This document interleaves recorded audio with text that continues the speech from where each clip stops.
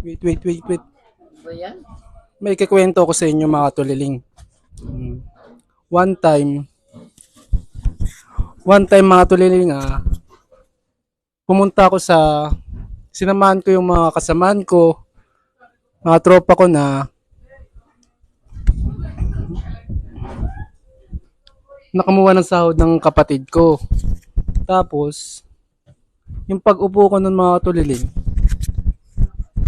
yung sabi sa akin magbibigay ng sahod, sabi sa akin, Tay, sa sahod ka din po ba? Sabi ko, ay hindi po. Tas yung pagtapos ng pagkasahod ng kasama ko, kinuwento ko na bakit ako tinawag na tatay. Grabe, mga katuliling.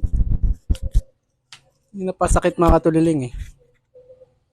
Pinagsasabihin akong tatay, wala nang joke. Sakit nun. Ayoko sa lahat na sinasabihan akong tatay eh. Grabe. Hindi pa alam ni isang bakit na ito.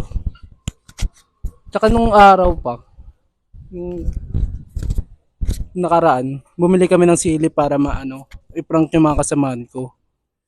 Tapos, ang sabi sa akin, ikaw tay, ano po order nyo? Sabi ko sili lang. Na kahit 10 piraso. Pagtapos, yun, umalis na kami. Tapos, kinuwento ko pa sa kasama ko na nagbibideo. At ako sinabi ng tatay na yun. Grabe. Pangalawang beses na yung pinagsasabihan ng tatay ako. Grabe guys. Sakit. May araw din kayo. Ako pinagsasabihan yung tatay. Ako po. Ayoko pinagsasabihan ng tatay mga katuliling eh. Naiyak ako eh. Nasasaktan ako eh. Grabe. Kaya sa susunod, pag may nagsabi sa akin tatay,